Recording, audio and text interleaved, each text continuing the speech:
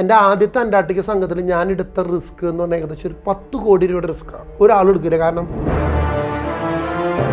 നമ്മുടെ മലയാളിയെ സംബന്ധിച്ച് ബുക്ക് ചെയ്യാൻ നേരത്ത് വളരെ എന്ത് സ്റ്റാർ ആയാലും കുഴപ്പമില്ല, 2 സ്റ്റാർ ആയാലും കുഴപ്പമില്ല, എനിക്ക് 1 സ്റ്റാർ വേണമെന്നില്ല, കാശ് കുറഞ്ഞാൽ മതി എന്ന് പറയും. ചെന്ന് കഴിഞ്ഞാൽ അവന് എന്ത് വേണം? 5 സ്റ്റാർ വേണം.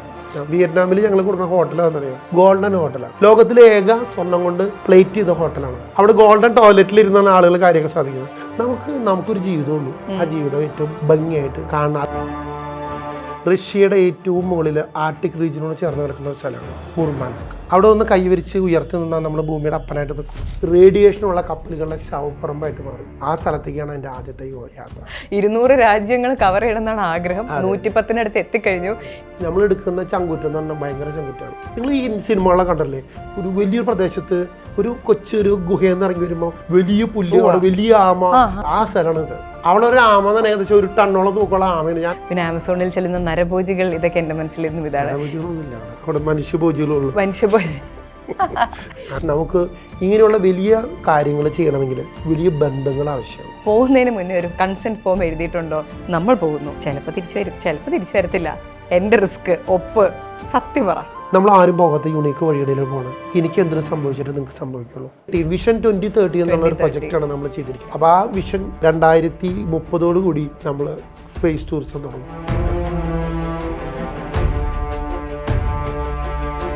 വീഴ്ചകൾ സ്വാഭാവികമാണ്. പക്ഷേ എത്ര തവണ വീണു എന്നതിലല്ല, ആ വീഴ്ചയിൽ നിന്ന് എത്ര തവണ എഴുന്നേറ്റു എന്നതിലാണ് കാര്യം എന്ന് എല്ലാവരും പറയാറുണ്ട്. കൊറോണ വലിയൊരു വീഴ്ചയായിരുന്നു ഒരുപാട് ആളുകൾക്കും, പ്രത്യേകിച്ച് ടൂർ ഓപ്പറേറ്റേഴ്സിന്. ആ ഒരു സമയത്ത് ഒത്തിരി പേരും പൂട്ടിക്കെട്ടി പോവുകയും ഒരുപാട് പേര് ആത്മഹത്യ ചെയ്ത കഥകളെല്ലാം നമ്മൾ കേട്ടിട്ടുണ്ട്. ആ സമയത്ത് എല്ലാവരും വിധി എഴുതി ഇനി ടൂറുകാർക്ക് മുന്നോട്ടൊരു യാത്രയില്ലെന്ന്. പക്ഷെ അത്തരമൊരു ഡിപ്പിൽ നിന്ന് ആ ഒരൊറ്റ കൊറോണ വർഷത്തിൽ ഇന്ത്യയിലെ ഏറ്റവും മികച്ച ടൂർ ഓപ്പറേറ്ററായിട്ട് തിരഞ്ഞെടുത്തത് ഒരു മലയാളിയാണ്. അദ്ദേഹത്തിൻ്റെ അതിജീവനത്തിൻ്റെ, പിടിച്ചു നിൽക്കലിൻ്റെ, ആ ഒരു സാഹചര്യത്തിലും ബിസിനസ് ഉണ്ടെന്ന് കണ്ടെത്തിയതിൻ്റെ കഥയാണ് ഇന്ന് നമ്മൾ സൈനയിൽ പറയുന്നത്. ഞാൻ റീനു, എൻ്റെ ഒപ്പം ഉള്ളത് ബെന്നിച്ചേട്ടനാണ്. ബെന്നിച്ചേട്ടൻ എന്ന് പറയുമ്പോൾ ആരാണ് ബെന്നിച്ചേട്ടൻ? ഞാൻ ബെന്നി പാനികുളങ്ങര എന്ന പേരിൽ അറിയപ്പെടുന്നത്. ഞാൻ ബെന്നീസ് റോയൽ ടൂർസ് എന്ന കമ്പനിയുടെ മാനേജിംഗ് ഡയറക്ടറാണ്. ഞാനിപ്പോൾ ഇവിടെ പറഞ്ഞല്ലോ, കൊറോണയുടെ സമയം, അന്ന് എനിക്ക് ചുറ്റും ഒരുപാട് ബിസിനസ്സുകൾ തകർന്നത് ഞാനും കണ്ടിട്ടുണ്ട്. ടൂർ ഓപ്പറേറ്റേഴ്സൊക്കെ ബസ്സുകൾ വിറ്റ കഥകൾ പത്രങ്ങളൊക്കെ എടുത്തു കഴിയുമ്പോൾ ഇനിയില്ല 17 ബസ് വിറ്റ ആൾക്കാരുടെയൊക്കെ ഞാൻ വായിച്ചിട്ടുണ്ട്. പക്ഷെ ആ സമയത്ത് ചേട്ടൻ അതിലൊരു ബിസിനസ് കാണുകയും അതിൽ നിന്ന് മുന്നോട്ട് വരികയാണ് ചെയ്തത്. ആ സമയത്ത് അത്തരം ഒരു ആറ്റിറ്റ്യൂഡിലോട്ട് വരാനുണ്ടായ റീസൺ എന്തായിരുന്നു?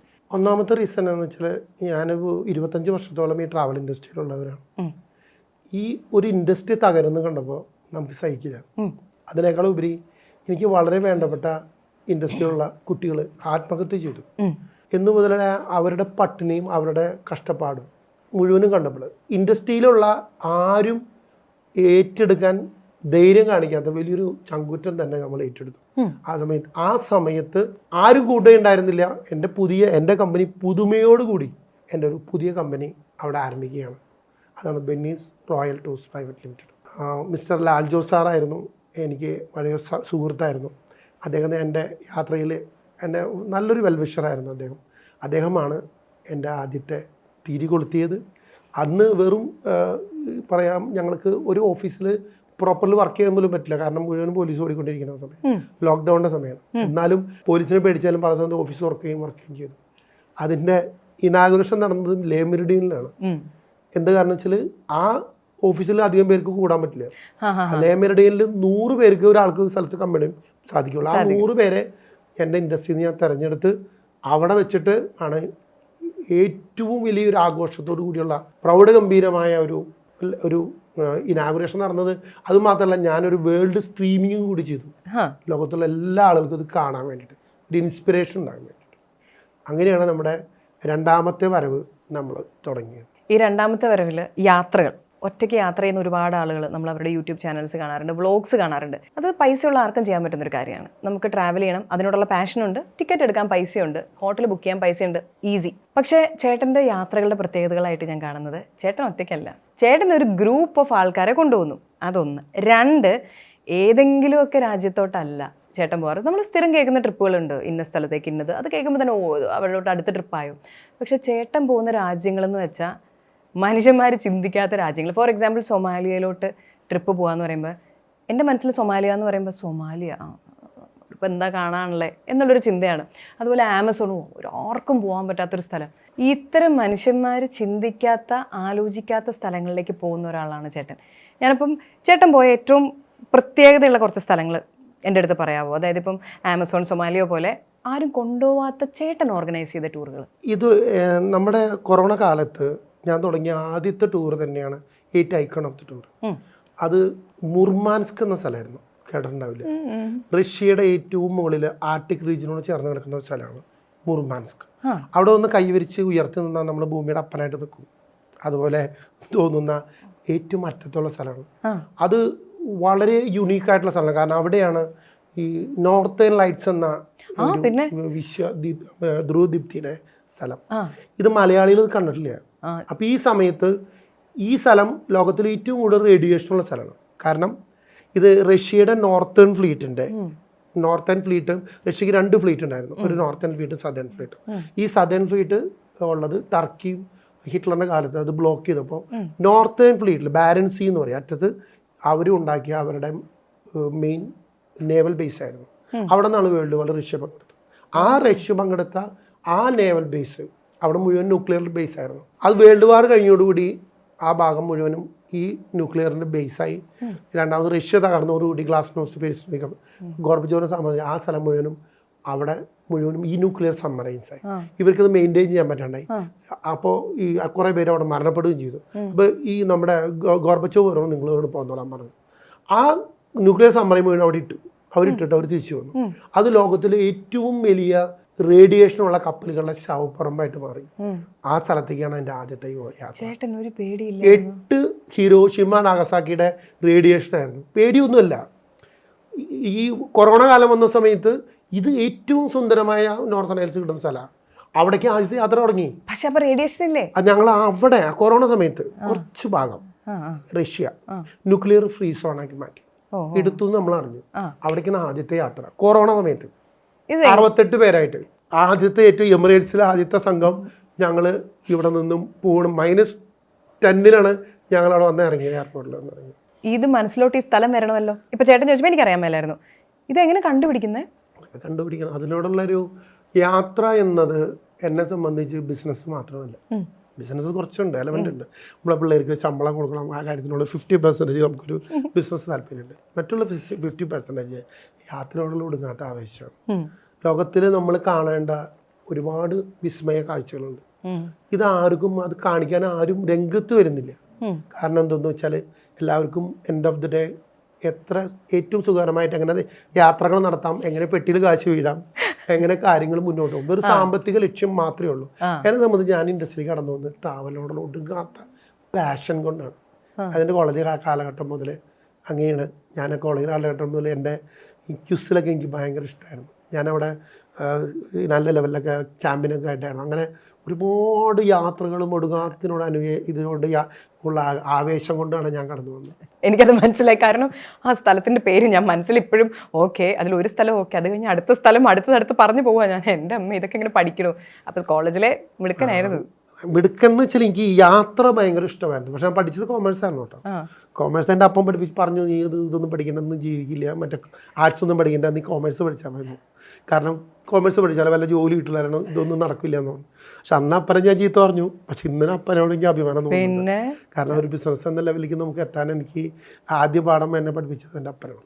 അതുകൊണ്ട് അപ്പനോടുള്ള വലിയൊരു ബഹുമാനം നമുക്കുണ്ട്. ഇതിലിപ്പോൾ ചേട്ടൻ വിസ്മയങ്ങളെ കുറിച്ച് പറഞ്ഞു. യാത്ര ഒരു വിസ്മയമാണ്. ഇപ്പോൾ ലോകത്തിൽ നമ്മൾ 7 വണ്ടേഴ്സ്, പഴയ 7 വണ്ടേഴ്സ്, പുതിയ 7 വണ്ടേഴ്സ് ഒക്കെ എല്ലാം കണ്ടു.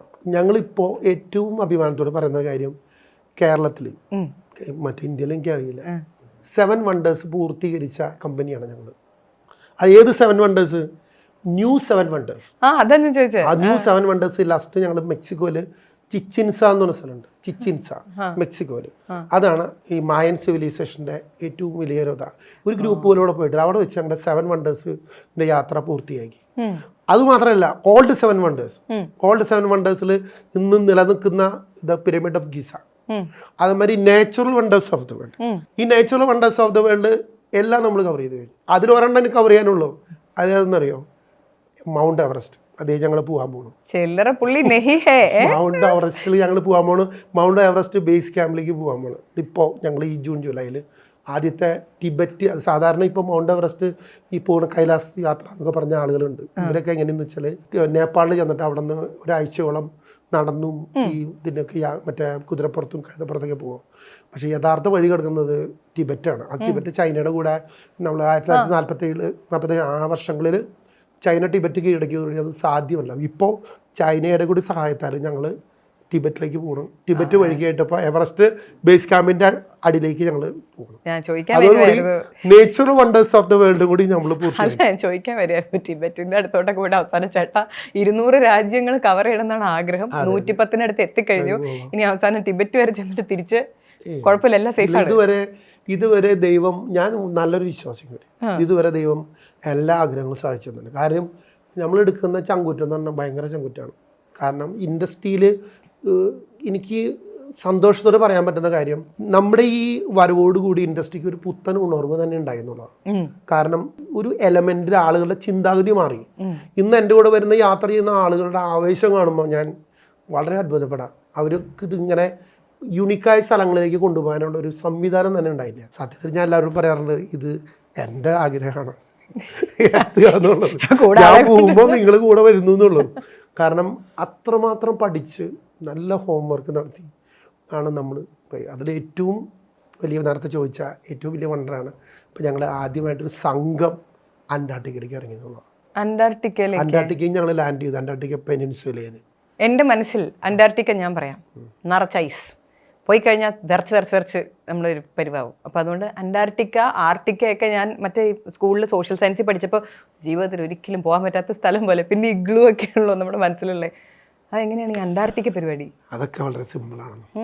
ഒക്കെ ആളുകളെ സംബന്ധിച്ച് നമ്മളൊക്കെ ഒരു ആഗ്രഹം ഉണ്ടെങ്കിൽ നമുക്കത് നടത്താനുള്ളൊരു തണുപ്പ് അവിടെ തണുപ്പുണ്ട് എന്ന് വെച്ചാൽ ഈ എല്ലാ സ്ഥലത്തെ കുറിച്ച് നമ്മൾ വ്യക്തമായിട്ട് പഠിച്ചാൽ അവിടെ പോകാൻ പറ്റുന്നൊരു സമയമുണ്ട്. ഇപ്പൊ അന്റാർട്ടിക്കയിലേക്ക് ഉള്ളൊരു സമ്മർ ഉണ്ട്. അത് നവംബർ മുതൽ ഒരു ജനുവരി എൻഡ് വരെ, എന്ന് വെച്ചാൽ ഫെബ്രുവരി വരെയുള്ള സമയം അവിടുത്തെ സമ്മർ സീസൺ. അപ്പോഴാണ് അവിടുത്തെ സൂര്യൻ പുറത്തേക്ക് വരുള്ളൂ. അതുവരെ ഇരുട്ടാണ്. ആ സമയത്ത് നമുക്ക് യാത്ര ചെയ്യാം. നമുക്ക് അത്ര വലിയ എക്സ്ട്രീം വെതറല്ല. സാധാരണ സമയത്ത് -70 വരെയൊക്കെ വരുന്നുണ്ട്. ഇതിനത്ര സമയം ബുദ്ധിമുട്ടൊന്നുമില്ല. എന്തൊക്കെ കാണാം അന്റാർട്ടിക്കയിലേക്ക്?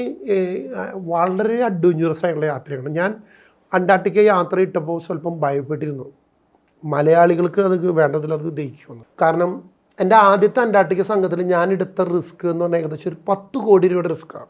ഒരാളെടുക്കില്ല. കാരണം എൻ്റെ അവസാന നിമിഷം വരെ ഞാൻ സ്ട്രഗിൾ ചെയ്തത് എനിക്കറിയാം, വിസയും മറ്റുള്ള ഇഷ്യൂസൊക്കെ ആയിട്ട്.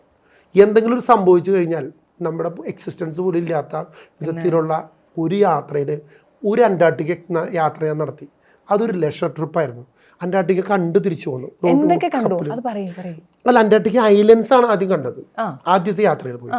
അപ്പൊ അത് ഞങ്ങളുടെ ലാൽജോ സാറിന് ഞങ്ങളുണ്ടായിരുന്നു. അപ്പൊ ലാൽജോ സാർ ഐലൻഡ്സ് കണ്ടപ്പോൾ നമുക്കൊരു തൃപ്തിയില്ല. അവിടെ പോയി ഇറങ്ങി എന്താന്ന് വെച്ചാൽ കാണണ്ടേ ഈ ചോദ്യം. അതിനുവേണ്ടി നമ്മൾ എന്ത് ചെയ്തു എന്ന് വെച്ചാൽ ഒരു എക്സ്പെഡീഷൻ യാത്ര ഇട്ടു. എക്സ്പെഡീഷൻ യാത്ര എന്ന് വെച്ചാൽ അവിടുത്തെ പര്യവേഷകർക്ക് പോകുന്ന ഒരു ഫിസിക്കൽ ഫിറ്റ്നസ്സും ആ കാര്യങ്ങളൊക്കെ കൂടി നമുക്ക് ചെയ്യേണ്ടതാണ്. അത് വലിയൊരു ഡ്രഗ് പാസേജ് എന്ന് പറഞ്ഞ പാസേജ് കടന്നു പോകുന്നതിന് വേണ്ടി. ഈ ഡ്രഗ് പാസേജ് എന്ന് പറഞ്ഞാൽ അറ്റ്ലാന്റിക് ഓഷനും പസഫിക് ഓഷനും കൂടി മെർജ് ചെയ്യുന്ന ഒരു പോയിന്റ് ഉണ്ട്. ഇവിടെ ഭയങ്കര ടർബുലൻസ് ചെയ്യണം. ഈ ടർബുലൻസ് സീയിലേക്ക് നമ്മൾ എടുത്തെറിയും നമ്മളെ. കാരണം അത്രയ്ക്ക് റഫാണ് സീ. ഇത് ബ്രേക്ക് ചെയ്തിട്ടാണ് നമ്മൾ അന്റാർട്ടിക്കയിലേക്ക് ഇറങ്ങാൻ പറ്റുള്ളൂ. അതുകൊണ്ടാണ് ആരും പോവാത്തത്. അന്റാർട്ടിക്ക വൈറ്റ് കോണ്ടിനെന്റ് ആണ്, മുഴുവൻ ഐസ് നീണ്ടിക്കറിഞ്ഞ സ്ഥലമാണ്, വളരെ എക്സ്കവേഷൻ സ്ഥലമാണ്. പക്ഷെ ഈ ഡ്രഗ് പാസേജ് മുറിച്ച് കടക്കുക എന്നുള്ളത് വളരെ ടഫാണ്. പക്ഷെ നമ്മളാ വെല്ലുവിളി ഏറ്റെടുത്തു. കാരണം എനിക്ക് അവിടെ പോകണം, ലാൽജോ സാറും കൂടി എനിക്ക് പോകണം, ഞാനുണ്ടെന്ന് പറഞ്ഞു. ഞാൻ അനൗൺസ് ചെയ്തു ഞാൻ പോകുന്നുണ്ട്, താല്പര്യമുള്ള പോകുന്നു. എന്നെ അത്ഭുതപ്പെടുത്തിക്കൊണ്ട് ഈ 32ഓളം ആളുകൾ എൻ്റെ കൂടെ കടന്നു വന്നു. ഇതിൽ എന്നെ ഏറ്റവും ഞെട്ടിച്ചത് ഒരാൾക്ക് 75 വയസ്സുള്ള പ്രായമുള്ള ഒരു അപ്പച്ചനുണ്ടായിരുന്നു. 75 വയസ്സിട്ട. ഞാൻ ആവശ്യം നോക്കിയപ്പോൾ ആളുടെ ആവേശവും കാര്യങ്ങളും വന്നു. ഞങ്ങളവിടെ ഇറങ്ങി അന്റാർട്ടിക്കയിലേക്ക് ലാൻഡ് ചെയ്തു വെച്ചാൽ ഒരു ഐസ് ബ്രേക്കിംഗ് ഷിപ്പാണ്. കടൽ മഞ്ഞിനെ തുളച്ചു പോകുന്ന ന്യൂക്ലിയർ ഐസ് ബ്രേക്കിംഗ് ഷിപ്പാണ്. എൻ്റെ ക്യാപ്റ്റൻ ഈ വാസ് എ ക്രൊയേഷ്യൻ ആള്. ഞങ്ങളൊക്കെ ആയിട്ട് ഭയങ്കര കമ്പനി, എന്നോട് ഭയങ്കര. ഞങ്ങൾക്ക് മുമ്പിൽ ആള് ഞങ്ങളുടെ കപ്പൽ മഞ്ഞ് പാളികൾ ഇടിച്ച് മഞ്ഞിലേക്ക് കൊണ്ട് കയറ്റി ഞങ്ങൾ അവിടെ ഇറങ്ങി. ആ. ആദ്യം ഇറങ്ങിയത് ഒരു ഐലൻഡാണ്. അവിടെ ഇറങ്ങിയപ്പോൾ തന്നെ അവർ പോയി റൂട്ടൊക്കെ നോക്കി. കാരണം ചവിട്ടുമ്പോൾ ചിലർ വലിയ കുഴിയൊക്കെ പോകും, വലിയ അപകടം നിറഞ്ഞ അതിലൂടെയൊക്കെ അവർ ടെസ്റ്റ് ചെയ്ത് ഞങ്ങൾ ആദ്യത്തെ ഐലൻഡുകളിലേക്ക് ഇറങ്ങി. പിന്നെ അത് ശരിക്കും ഷട്ട്ലൻഡ് ഐലൻഡ് എന്ന് പറഞ്ഞ ഐലൻഡാണ്. ഷട്ട്ലൻഡ് ഐലൻഡ് എന്ന് വെച്ചാൽ നമ്മുടെ ഇവിടുത്തെ ലക്ഷദ്വീപ് പോലത്തെ സ്ഥലമാണ്. അപ്പോൾ ലക്ഷദ്വീപിൽ പോകുമ്പോൾ കണ്ടതുപോലെയുള്ളൂ. പിന്നെ ഇന്ത്യ മഹാരാജ്യത്തേക്ക് എത്തുന്ന പോലെ മെയിൻ ലാൻഡിലേക്ക് നമുക്ക് വരണം. പിന്നെ ഉള്ള സ്ഥലം നമ്മളൊരു മെയിൻ അത് ശേഷമുള്ള വഴിയും ഭയങ്കര ടഫാണ്. അല്ല, ഈ ഐലൻഡിൽ ആൾക്കാരുണ്ടോ? ഈ ഷട്ട്ലാൻഡ് ഐലൻഡിൽ ചുരുക്കം. അല്ല, ഇൻ ജനറൽ ഐലൻഡ്സിൽ അവിടെ ആൾക്കാർ കുറച്ച് അപ്പോൾ അവരുടെ വീടുകളൊക്കെ എങ്ങനത്തെയാ? അവരുടെ വീടുകളെന്ന് വെച്ചാൽ ശരിക്കും അവിടെ അപ്പം ഞങ്ങൾ അതിനുശേഷം മെയിൻ പെനിൻസുലയിൽ വന്നപ്പോൾ ഈ പെനിൻസുലയിൽ താമസിക്കുന്നത് മുഴുവനും ഈ റിസർച്ച് ഇതിലാണ്. എല്ലാവർക്കും ബേസുകളുണ്ട്. ഇപ്പം ഇന്ത്യക്കുണ്ട് റിസർച്ച് സ്റ്റേഷൻസ് ഉണ്ട്. അതുപോലെ എല്ലാ റിസർച്ച് സ്റ്റേഷനിലുള്ള ആളുകളാണ് അവിടെ താമസിക്കുന്നുള്ളൂ. അല്ലാതെ അവിടുത്തെ നേറ്റീവ്സ് ഇല്ല. അപ്പോൾ അവരുടെ റിസർച്ച് സ്റ്റേഷനുകളാണ് നമ്മൾ പ്രധാനമായിട്ട് കാണുന്നത്. എന്ന് വെച്ചാൽ എന്താ അറിയോ, ഇപ്പം അന്റാർട്ടിക്ക എന്ന് പറയുമ്പോൾ ഞാൻ നേരത്തെ പറഞ്ഞ പോലെ എൻ്റെ മനസ്സിൽ ഇഗ്ലൂ മാത്രമേ വരുള്ളൂ. കാരണം നമ്മൾ കണ്ടിട്ടില്ല, ഞാൻ സെർച്ച് ചെയ്തിട്ടുമില്ല. അപ്പം ഇഗ്ലൂ കണ്ടിട്ടുണ്ടോ? ഉണ്ടോ അങ്ങനെ ഒരു സംഭവം അവിടെ? ചേട്ടൻ നേരിട്ട് കണ്ടിട്ടുണ്ടോ? Igloo glass house. Glass house അങ്ങനത്തെ. അപ്പം അതിൽ ആൾക്കാർ താമസിക്കുന്നത് കണ്ടിട്ടുണ്ട്. അതുണ്ട്. ഇപ്പൊ അവിടെ എന്താ ചെയ്യണമെന്ന് അറിയോ? ഇഗ്ലൂ ഒന്നും ഇല്ല. ഒരു തുണിയിൽ നമ്മളെ പാക്ക് ചെയ്യും, മഞ്ഞളെടുത്തിടും. എന്നിട്ട് ഈ പാക്ക് ചെയ്ത ആള് മഞ്ഞ് കുഴിച്ചിട്ട് ശരീരം മുഴുവൻ പാക്ക് ചെയ്തിട്ടായാലും മഞ്ഞിൽ കൊടുക്കും. പിന്നെ ഇഗ്ലൂ ഗ്ലാസ് ഹൗസ് എന്ന് പറഞ്ഞാൽ ഇഗ്ലൂ എന്ന് പറഞ്ഞാൽ ഒരു പോഷല്ല, അങ്ങനെ പോഷില്ലാത്ത ഷെഡ് പോലെ കെട്ടിയതും പല വിധത്തിലെ ആളുകൾ പോയി താമസിക്കും. അങ്ങനെയുണ്ട്. അല്ല, ഇതൊന്നല്ല നിങ്ങൾ എന്നെ അത്ഭുതപ്പെടുത്തിയ കാര്യം. അവിടെ ഒരു പോളാർ പ്ലഞ്ച് എന്നൊരു സംഭവമുണ്ട്. എന്നിട്ടെന്ന് വെച്ചാൽ ഈ -5 -10 ഇങ്ങനെയുള്ള തണുപ്പുള്ള സമയത്തലത്തെ ഷർട്ട് മൂരി കഴിച്ചിട്ട് ചാടും. എനിക്ക് മനസ്സിലാവുന്നില്ല. ഇത് രസം എന്താണെന്ന് വെച്ചാൽ 70-75 വയസ്സുള്ള ഈ അപ്പാപ്പന്മാരൊക്കെ എടുത്ത് ചാടണ കണ്ടിട്ട് അത് അത്രയ്ക്കുള്ള ധൈര്യം എനിക്ക് ഉണ്ടായില്ല. ഈ അത് ശരിക്കും ഹാർട്ടൊക്കെ ഒരു നിമിഷം വേണമെങ്കിൽ നിൽക്കാം. അതിൽ വലിയ ഡോക്ടേഴ്സ്, കൊച്ചിയിൽ നിന്ന് തന്നെ കുറച്ച് ഡോക്ടേഴ്സ് നമ്മളോട് വന്നിട്ടുണ്ടായിരുന്നു. ഡോക്ടർ വിജയലക്ഷ്മി ഉണ്ടായിരുന്നു ഇവിടെ, വിജയലക്ഷ്മി ഹോസ്പിറ്റലിൽ. അവരൊക്കെ എടുത്ത് ചാടിയത് കണ്ടിട്ടുണ്ടെങ്കിൽ അത്ഭുതപ്പെട്ടു പോയി. അവരൊക്കെ സീനിയറായിട്ട് ആളുകളൊക്കെ എന്ന് വെച്ചാൽ നമ്മൾ ഉദ്ദേശിക്കേണ്ട പോലെ ഇല്ല. ജനം വളരെ പാഷനേറ്റാണ്, വളരെ പാഷനേറ്റാണ്. കാരണം യാത്ര എന്ന് പറഞ്ഞാൽ നമുക്ക് ഒരുപാട് പാരമ്പര്യമുണ്ട്. നമ്മുടെ SK പൊറ്റക്കാട് സാറ് മുതൽ നമ്മുടെ സക്കറിയ മുതൽ ഒരുപാട് യാത്രികർ യാത്ര ചെയ്ത വലിയൊരു മണ്ണാണത്. ആ ട്രാവലോഗാണ് നമ്മളെല്ലാവരും ഇന്ന് ആവേശം. എന്നെ ആവേശം കൊണ്ടിച്ചത് SK പൊറ്റക്കാടാണ്. ഞാൻ SK പൊറ്റക്കാട് ഇതിലേ ഒന്നും പോയിട്ടില്ല കേട്ടോ. ഞാൻ വായിച്ചത് മുഴുവൻ. SK പൊറ്റക്കാട് സാർ പോയല്ലോ ഒരു ദിവസം ഞങ്ങൾ പോയിട്ടുണ്ട്. അതൊക്കെ വായിക്കാൻ നല്ല രസമായിരുന്നു. ഞാനതെല്ലാം പക്ഷേ ഇമാതിരി തണുപ്പത്തിറങ്ങി നാട്ടിൽ എന്ന് പറഞ്ഞിട്ട് ആഫ്രിക്കയും മറ്റൊക്കെയുള്ള ആഫ്രിക്ക നമ്മൾ അവിടെ എത്തി. എനിക്ക് ആമസോൺ, എനിക്ക് ഭയങ്കര സിനിമകളിലൊക്കെ കണ്ട്, പിന്നെ അനക്കോണ്ട, പിന്നെ ആമസോണിൽ ചെല്ലുന്ന നരഭോജികൾ, ഇതൊക്കെ എൻ്റെ മനസ്സിലിരുന്നു. ഇതാണ് മനുഷ്യഭോജി. അപ്പം ഈ ആമസോൺ കാട് അത് തിരഞ്ഞെടുത്ത് കഴിഞ്ഞിട്ട് ആമസോണിൽ നമ്മൾ ശരിക്കും എന്തൊക്കെയാണ് കാണുക? ഡെൻസ് ഫോറസ്റ്റ് എന്ന് മാത്രമേ എനിക്കറിയുള്ളൂ. ആമസോൺ കാടുകളിൽ ആമസോൺ 2 വിധത്തിലുള്ള കാഴ്ചകളുണ്ട്. ഒന്ന് ആമസോൺ ഫോറസ്റ്റ്, ഭൂമിയുടെ ശ്വാസകോശം എന്നൊക്കെ പറയില്ലേ. ഏകദേശം സൗത്ത് അമേരിക്കയുടെ 3/2 ഭാഗവും ആമസോൺ ഫോറസ്റ്റ് എന്ന് പറയും. ഇന്ന് ഭൂമിയുടെ ശ്വാസകോശം എന്ന് പറഞ്ഞാൽ ഭൂമിയുടെ സന്തുലിതാവസ്ഥ നിലനിർത്തും. ഇതെല്ലാവരുടെയും വലിയൊരു സ്വപ്നമാണ്, നമ്മുടെയും സ്വപ്നമാണ്. പിന്നെ നമ്മൾ ഒരുപാട് കേട്ട ആമസോൺ നദി, പിന്നെ ആ ആമസോൺ വൃഷ്ടിപ്രദേശവും ഈ നദികളുമുള്ള ഒരു അനുഭവം നമുക്ക് ഭയങ്കര ആളുകളുടെ സ്വപ്നത്തിലുള്ളതാണ്.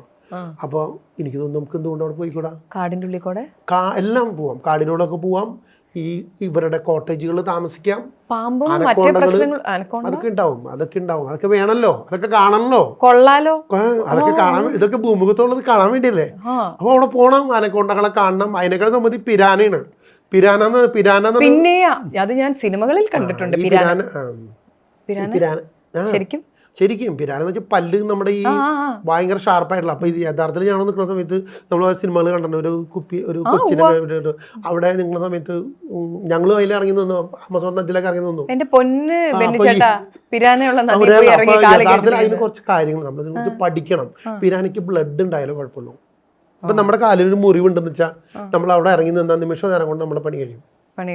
കാരണം ബ്ലഡ് ആണ് മറ്റങ്ങളെ ആകർഷിക്കുന്നത്. ഞാൻ അവിടെ നിൽക്കുന്ന സമയത്ത് ഒരു ചേട്ടൻ പറയണ്ടായിരുന്നു, ഒരു ഞങ്ങൾ പിരാന ഇതിന് പോകും, ചൂണ്ടയിടും, പിരാനെ പിടിക്കാണ്ട് വൈകുന്നേരം പിരാനൊക്കെ തിന്നു, തിന്നിട്ടെങ്കിൽ അതിന്റെ ഒരു പാവം തീർക്കെന്ന് വെച്ചാൽ ഞങ്ങള് കുറെ എണ്ണത്തിനെ പിടിച്ച് ഞങ്ങള് ചൂണ്ടയിട്ട് തിന്നു അവിടെ വെച്ച്. അപ്പൊ ഞങ്ങൾ ഒരു ചേട്ടൻ പറഞ്ഞു, കഴിഞ്ഞ ദിവസം ഇവിടെ ഒരു പശു പോലെ, പൂത്ത പശു പോലെ ഒരെണ്ണം വെള്ളത്തിൽ ഇറങ്ങി. അപ്പൊ ഇത് ഇറങ്ങിയ സമയത്ത് അതിന്റെ കാലും ഒരു മുറിവുണ്ടായിരുന്നു, കാരണം അത് കമ്പോ കാലം കൊണ്ട് കൊണ്ടത്. ആ സാധനത്തിനെ നിമിഷ നേരം കൊണ്ട് പിരാനകൾ വലിച്ചും തിന്ന് അസ്ഥി കൂടെ മാത്രമായി. കാരണം ആയിരക്കണക്കിന് 10,000-കണക്കിന് ഈ ബ്ലഡിന്റെ മണം കൊണ്ട് വന്ന് നിശ്ചയമായിട്ട് വന്നു. പക്ഷെ ഞങ്ങളുടെ ആർക്കും ഞങ്ങളുടെ വെള്ളത്തിലൊക്കെ ഇറങ്ങി, കാര്യം മുറിവൊന്നും ഉണ്ടായില്ല. അപ്പോൾ അവർ പ്രത്യേകം പറയുകയും ചെയ്തു. പിന്നെ പിരാന കണ്ടു ചെയ്തു, പിന്നെ അനക്കോണ്ടനൊക്കെ എടുത്ത് ഭയങ്കര തോളിലൊക്കെ ഇട്ടു. പക്ഷെ അനക്കോണ്ട എന്ന് പറഞ്ഞ സംഭവം നമ്മളെല്ലാവരുടെ കനത്തിൽ ഈ അനക്കോണ്ട സിനിമയിലുള്ള വലിയ അനക്കോണ്ട അതന്നെ. അത് മാത്രമല്ല, ഈ അനക്കോണ്ടകൾ എപ്പോഴും ഇറങ്ങി നടക്കുന്ന സ്ഥലമല്ല. അത് മാത്രമല്ല, ഈ ആമസോൺ റിവറിന്റെ അടിത്തട്ടിലാണ് അനക്കോണ്ടകൾ ഉണ്ടായിരിക്കുക. വൈകുന്നേരങ്ങളിൽ ഈ തണുപ്പ് കുട്ടികൾക്ക് വേണം, വൈകുന്നേരങ്ങളിൽ മാത്രമേ പറ്റുള്ളൂ, പുറത്തിറങ്ങും. അപ്പൊ അതുകൊണ്ട് നമുക്ക് ഇതിന്റെ പ്രിസർവേഷൻ സെന്ററുകൾ മാത്രമേ ഇതിനെ കാണാൻ പറ്റുള്ളൂ. വലിപ്പം അത്യാവശ്യം നല്ല വലിപ്പമുണ്ട്. നമ്മുടെ പെരുമ്പാമ്പൊക്കെ മാറി നിൽക്കണം, ഇത്രേ ഉള്ളൂ. അതിനേക്കാളും നമ്മൾ പിടിച്ച് വട്ടം എത്തൂല, അത്രയും അതിനേക്കാളും വലിപ്പമുണ്ട്.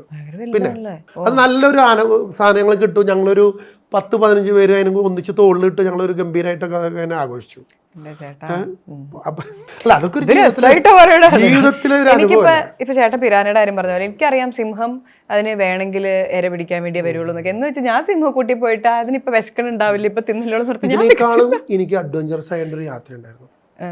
അതെന്താണെന്നറിയാം, ഗാലപ്പഗോസ് ഐലൻഡ്സിലേക്കുള്ള യാത്ര. ആദ്യം എനിക്ക് ജോഗ്രഫി മോശമായിട്ട് പറഞ്ഞു തരണം. ഈ ഗാലപ്പഗോസ് ഐലൻഡ്സ് എന്ന് വെച്ചാൽ നമ്മുടെ ചാൾസ് ഡാർവിന്റെ തിയറി ഓഫ് എവല്യൂഷൻ, അത് ഇവിടെ വെച്ചാണ് അദ്ദേഹത്തിന് കിട്ടിയത്. അദ്ദേഹം, ഞാൻ അന്റാർട്ടിക്കയിലേക്ക് പോയപ്പോൾ ഒരു മെഗല്ലൻ സ്ട്രെയിറ്റ് എന്ന് പറഞ്ഞ സ്ഥലത്തേക്ക് ഞാൻ എത്തി. പെട്ടെന്ന് എനിക്ക് മെഗല്ലൻ സ്ട്രെയിറ്റ് ഓർമ്മ വന്നു, കാരണം ഇത് ചാൾസ് ഡാർവിൻ പോയ, ഞാൻ ക്വിസിന് പണ്ട് പഠിച്ചതാണ്, ചാൾസ് ഡാർവിൻ പോയ വഴിയാണ്. അവിടെ നിന്ന് ആള് പോയത് പാറ്റഗോണിയൻ കടന്നിട്ട് പോയത് ഈ ഗാലപ്പഗോസ് ഐലൻഡ്സിലാണ്. ഈ ഗാലപ്പഗോസ് ഐലൻഡ്സ് ആയ എൻ്റെ അടുത്ത ലക്ഷ്യം. കാരണം മനുഷ്യന്റെ ഈ പറഞ്ഞ എവല്യൂഷൻ തിയറി അവിടെയാണ്. നിങ്ങൾ ഈ സിനിമകളെ കണ്ടല്ലേ, ഒരു വലിയൊരു പ്രദേശത്ത് ഒരു കൊച്ചൊരു ഗുഹയെന്ന് ഇറങ്ങി വരുമ്പോൾ വലിയ പുല്ല്, വലിയ ആമ, വലിയ ഇതൊക്കെ, ആ സ്ഥലമാണ് ഇത്. അവിടെ ഒരു ആമ തന്നെ ഏകദേശം 1 ടണ്ണോളം തൂക്കമുള്ള ആമയാണ്. സർവൈവൽ ഫിറ്റസ്റ്റ് എന്ന ഈ ചാൾസ് ഡാർവിന്റെ തിയറി വന്നത് ഇവിടെ നിന്നാണ്. അവിടെ ഒരു ഫിഞ്ചസ് എന്നൊരു പക്ഷിയുണ്ട്. ആ ഫിഞ്ചസ് എന്ന പക്ഷിയിൽ നിന്നാണ് ദ തിയറി ഓഫ് എവല്യൂഷൻ വന്നത്. അതിന്റെ അദ്ദേഹത്തിന് ബുദ്ധി കിട്ടിയത് അവിടെ നിന്ന്. അദ്ദേഹം അവിടെയാണ് ജീവിച്ചിരുന്നത്. അവിടെ വെച്ചാണ് അദ്ദേഹത്തിന്റെ വിശ്വവിഖ്യാതമായ പുസ്തകങ്ങൾ എഴുതിയത്. അവിടെയാണ് ഈ വലിയ ആമകൾ, വലിയ ഇഗ്വാനാസ് ഉള്ളത്. മറൈൻ ഇഗ്വാന കണ്ടോ നമ്മൾ? ഇഗ്വാനാസ് വലിയ കണ്ടിട്ടുണ്ടോ? കൂറ്റൻ ഇഗ്വാന. ഈ ഇഗ്വാന 2 ടൈപ്പ് ഉണ്ട്. ഒന്ന് ഭൂമിയിലുള്ളത്, ഭൂമിയിൽ മീൻസ് നമ്മുടെ മെയിൻലാൻഡ് കരയിലുള്ളതിനാണ് സാധാരണ ഇഗ്വാനാസ്. ഇവിടെ മറൈൻ ഇഗ്വാനാസ് ഉണ്ട്, ബ്ലാക്ക് ആണ് കളർ. ഈ സാധനം തന്നെ കറുത്ത കളറിലുള്ള സാധനം. അതുമാതിരി അവിടുത്തെ ഞാൻ ഈ പറഞ്ഞ വലിയ ജൈന്റ് ടോട്ടോയ്സ്, പിന്നെ അവരുടെ സീലുകൾ, പിന്നെ അവരുടെ പിന്നെ പക്ഷികളൊക്കെ എന്ന് വെച്ചാൽ ഈ ബ്ലൂ ബബൂൺസ് എന്നൊക്കെ പറയും. പക്ഷി വെള്ള പക്ഷി, അതിൻ്റെ കാല് നീല കളറ്, ബ്ലൂ ബബൂൺസ് ഇങ്ങനെ നടക്കുന്നുണ്ടാവും. അതുമാതിരി റെഡ് ബബൂൺ അങ്ങനത്തെ പക്ഷികൾ, അങ്ങനെ ഒരു ലോകം തന്നെയാണ് ഈ ഗാലപ്പഗോസ് ഐലൻഡ്. ഒരു യൂണീക്ക്, എൻ്റെ ജീവിതത്തിൽ ഇത്ര റിസ്ക് എടുത്ത് പോയൊരു സ്ഥലമില്ല. ഇത്രമാത്രം എൻ്റെ ലൈഫിൽ ബക്കറ്റ് ലിസ്റ്റ് ഞാൻ പോകുന്ന കേരളത്തിൽ ഒരു സംഘത്തിന് പോയിട്ടില്ല, ഇന്ത്യയിൽ പോയിട്ടുണ്ടോ എനിക്കറിയില്ല. ഒരു ആളും ഈ സ്ഥലത്തിനെ കുറിച്ച് ഹൈലൈറ്റ് ചെയ്തിട്ടില്ല. കാരണം അവിടേക്ക് പോകാൻ എളുപ്പമല്ല, വിസ കിട്ടില്ല.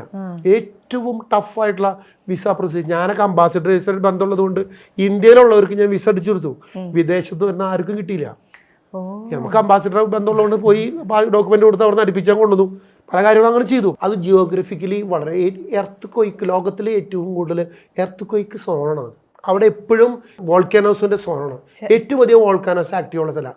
ഈ വോൾക്കാനോസ് അതൊക്കെ ഉണ്ടാവും, അതൊക്കെ വേണമല്ലോ. ഞങ്ങൾ ഒരു സമയം അമേരിക്ക പോയി, ഇപ്പൊ അവിടെ ചെന്ന സമയത്ത് ഞങ്ങൾ ഹോട്ടലിലേക്ക് കയറി ചെന്നപ്പോ, ലോസ് ആഞ്ചലസിലോട്ടാ ചെല്ലുമ്പോൾ ഹോട്ടലിൽ ചെല്ലുമ്പോൾ കയറുമ്പോൾ ആരും ഹോട്ടലിലേക്ക് ഉള്ളിൽ കയറില്ല, എല്ലാവരും പെട്ടിക്കെട്ട് പുറത്തിരിക്കണം. അപ്പൊ ചോദിച്ചാൽ എന്ത് സംഭവം, ഒന്നുമില്ല, ആരും ഒന്നും വേണമല്ലേ. ഇതോട് ചോദിച്ചപ്പോൾ ഒരു കുലുക്കം കഴിഞ്ഞപ്പോൾ ഞങ്ങൾ ഇറങ്ങിയിട്ടുള്ളൂ. അപ്പൊ ഇതൊക്കെ ഇവിടെ സംഭവിക്കാം, ഇതൊക്കെ സംഭവിക്കാം. ഒക്കെ നമ്മളെ സംബന്ധിച്ച് നമ്മൾ അഡ്വഞ്ചറസ് ആയിട്ട് കാര്യങ്ങളിലേക്ക് പോകുമ്പോൾ നമ്മളിതൊക്കെ പ്രതീക്ഷിക്കണം. അത് ഞാൻ എപ്പോഴും എൻ്റെ യാത്രയിൽ പോകുമ്പോൾ എല്ലാവരും പറയാറുണ്ട്, എന്തറിയോ, തിരിച്ച് ഞാൻ വരില്ലായിരിക്കും. അല്ല, നമ്മൾ പോകുന്നത് ഒരു എക്സ്പെഡീഷനാണ്. നമ്മളൊരു യാത്രയിൽ എക്സ്പെഡീഷൻ എന്ന സെഗ്മെന്റ് ഞങ്ങളുണ്ടാക്കി. എന്തുകൊണ്ടെന്നറിയോ, ഇതുവരെ ആരും പോകാത്ത വഴികളിലൂടെ നമ്മൾ പോയിക്കൊണ്ടിരിക്കുന്നത്. അതിന് ഞാൻ ഇട്ടത് എക്സ്പെഡീഷനാണ്. ഇപ്പം ഏകദേശം ഞാൻ ഈ പാൻഡമിക് കഴിഞ്ഞ ശേഷം വളരെ ഗൗരവമായിട്ടുള്ള ഈ ഇൻഡസ്ട്രീനെ ഒന്ന് റിജുവിനേറ്റ് ചെയ്യണമെന്നുള്ള ഒരു വലിയൊരു ആഗ്രഹം എൻ്റെ മനസ്സിലുണ്ടായിരുന്നു. അപ്പോൾ അതിന് വേണ്ടിയിട്ട് ഞാൻ ഇൻഡസ്ട്രീനെ കുറിച്ചൊന്ന് യഥാർത്ഥത്തിൽ പഠിച്ചപ്പോൾ ഇൻഡസ്ട്രിക്ക് എല്ലാവർക്കും ഉള്ളത് ചുമ്മാ കുറച്ച് ടിക്കറ്റ് നടത്തണം, കുറച്ച് സ്റ്റഡീസ് കുറച്ച് ട്രാവൽസ് നടത്തണം, എൻഡ് ഓഫ് ദ ഡേ പെട്ടിലൊന്നും വേണം. അവിടെ യാത്രയെ കുറിച്ച് നോക്കിയപ്പോൾ 50 രാജ്യങ്ങളിൽ കൂടെ ആരും പോയിട്ടില്ല. പക്ഷേ കണക്കെടുത്ത് നോക്കിയപ്പോൾ 200 രാജ്യങ്ങളുണ്ട്. അതാണ് ലക്ഷ്യം. അതാണ്. അപ്പം അവിടെയാണ് നമ്മൾ എന്തുകൊണ്ട് 200 രാജ്യങ്ങളിലേക്ക് നമുക്ക് പോയിക്കൂടാ എന്നുള്ളൊരു തീരുമാനം. ഇതുവരെ പറഞ്ഞതിൽ ചില സംശയങ്ങൾ തീർത്തിട്ട് പോയാൽ മതി. ഈ പോണ സ്ഥലം വോൾക്കേനോ, എർത്ത് ക്വേക്ക്, മറിച്ചത് പിരാന, അനക്കൊണ്ട. പോകുന്നതിന് മുന്നേ ഒരു കൺസെന്റ് ഫോം എഴുതിയിട്ടുണ്ടോ? നമ്മൾ പോകുന്നു, ചിലപ്പോൾ തിരിച്ചു വരും, ചിലപ്പോൾ തിരിച്ചു വരത്തില്ല, എൻ്റെ റിസ്ക്, ഒപ്പ്, സത്യം പറ. കൺസെന്റ് ഫോം ഞാൻ പോകുന്നവരെ കുറിച്ച്. കാരണം ഞാൻ ഒരു ഗ്രാമത്തിൽ നിന്ന് വന്നവനാണ്. എന്നെ സംബന്ധിച്ച് എൻ്റെ അപ്പനെ എൻ്റെ കയ്യിൽ നോക്കിയവനാണ്. എൻ്റെ കാരണവർ, അതുപോലെ തന്നെ എൻ്റെ കൂടെ വരുന്നവർ ഞാൻ അതുപോലെ നോക്കിയിട്ടുള്ളവനാണ്. ഞാനൊരു പറയുന്ന വാഗെന്നറിയോ, നമ്മൾ ആരും പോകാത്ത യുണീക്ക് വഴിയിടയിൽ പോകണം. എനിക്ക് എന്തിനും സംഭവിച്ചിട്ട് നിങ്ങൾക്ക് സംഭവിക്കുള്ളൂ. അത് ഞാൻ കൊടുക്കുന്ന ഒരു അഷ്വറൻസ് ആണ്. ആ അഷ്വറൻസിൽ എന്ത് പ്രതിസന്ധി വന്നാലും ഈ ആളുകൾ എന്നോട് കുറച്ച് നോക്കും. കാരണം ആളുകൾക്ക് എന്ത് സംഭവിച്ചിട്ട് ഞാൻ കൺസെന്റ് പോകുമ്പോൾ എഴുതി വെച്ചിട്ടുള്ള കാര്യമുണ്ടോ? അതില്ല. എല്ലാവരും പോയില്ലേ?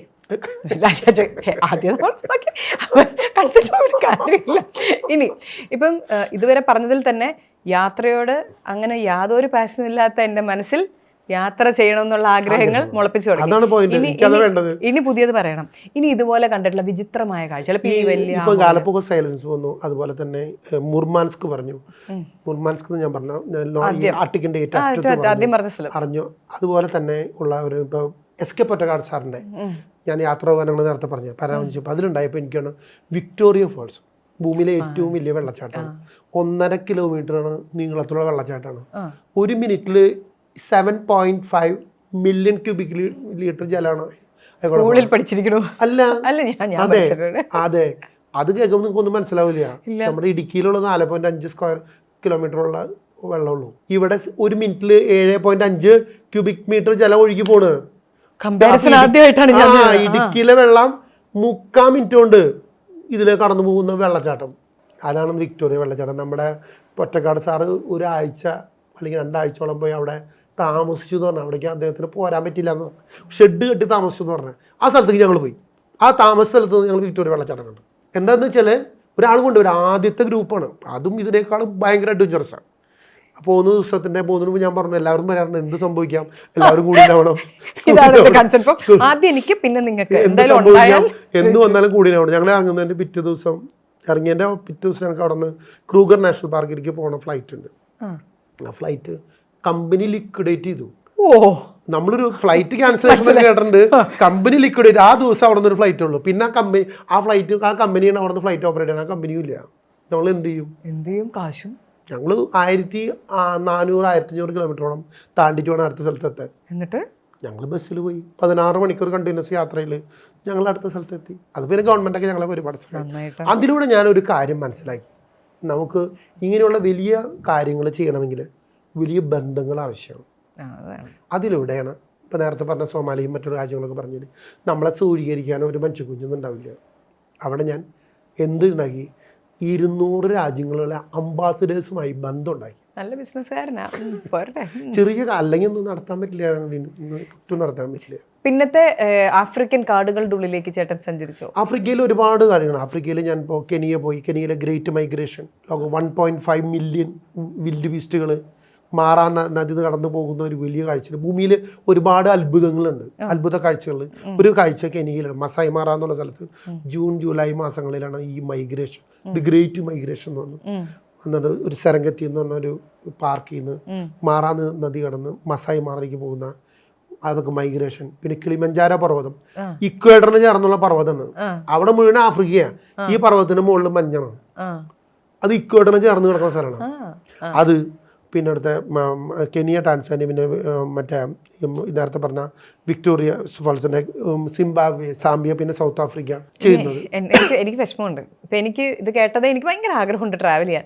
സാമ്പത്തികം ഒരു വലിയ പ്രശ്നമാണ്. ഈ പോകുന്നതെല്ലാം ലക്ഷറി ട്രിപ്സ് അല്ലേ? ലക്ഷറി ട്രിപ്പാണ്. അതെന്താണെന്ന് വെച്ചാൽ ചോദിച്ചത് വളരെ കാര്യമാണ്. ഞങ്ങളെക്കുറിച്ചും പൊതുവെ പറയുന്ന സ്വല്പം ലക്ഷറി എന്നുള്ള ലെവലിലാണ്. അത് എന്തുകൊണ്ടെന്ന് വെച്ചാൽ നമ്മുടെ മലയാളിയെ സംബന്ധിച്ച് ഒരു തമാശകരമായിട്ടുള്ള കാര്യമാണെന്ന് വെച്ചാൽ ബുക്ക് ചെയ്യാൻ നേരത്ത് വളരെ എന്ത് സ്റ്റാർ ആയാലും കുഴപ്പമില്ല, 2 സ്റ്റാർ ആയാലും കുഴപ്പമില്ല, 1 സ്റ്റാർ ആയാലും കുഴപ്പമില്ല, എനിക്ക് ഒന്ന് സ്റ്റാർ കാശ് കുറഞ്ഞാൽ മതി എന്ന് പറയും. ചെന്ന് കഴിഞ്ഞാൽ അവന് എന്ത് വേണം? 5 സ്റ്റാർ. ചുമ്മാ സൗകര്യം ഇല്ലാണ്ടൊന്നും എന്നെ കൊണ്ട് പറ്റത്തില്ല ഉറങ്ങാൻ. അപ്പൊ നമ്മൾ എന്ത് ചെയ്യണമെന്ന് വെച്ചാല് നല്ല ക്വാളിറ്റിയില് നല്ല വിധത്തില് നമ്മൾ കാര്യങ്ങൾ ക്രമീകരിക്കണം. അപ്പൊ എന്ത് ഗുണം എന്നറിയോ? ആളുകൾ സാറ്റിസ്ഫൈഡ് ആയിരിക്കും, കംപ്ലൈൻസ് കുറവായിരിക്കും, ഏത് കുട്ടികളെ ആര് വേണമെങ്കിലും വിടാം, നല്ല പക്ക പ്രോഡക്റ്റ് ആയിരിക്കും. ആ ഒരു ക്വാളിറ്റി മെയിൻറ്റെയിൻ ചെയ്യാൻ വേണ്ടിയാണ് ഇപ്പൊ ഞങ്ങൾ പ്രീമിയം ചെയ്യുന്നത്. ഇനി അതിലേക്ക് ബഡ്ജറ്റിലേക്ക് വരും, സ്ലോലി ചെയ്തു വരും. ഇപ്പൊ പെട്ടെന്ന് ചാടി കഴിഞ്ഞാൽ കംപ്ലൈന്റ് വന്നു കഴിഞ്ഞാൽ മുന്നോട്ട് പോകാം, റെപ്യൂട്ടേഷനും അപ്പൊ ഞങ്ങളിപ്പോ ISO ആകാൻ പോകുന്നു. ISO 9000 എന്തിനു വേണ്ടിയെന്ന് അറിയോ? ഈ ക്വാളിറ്റി അഷ്യൂർ ചെയ്യാനാണ്.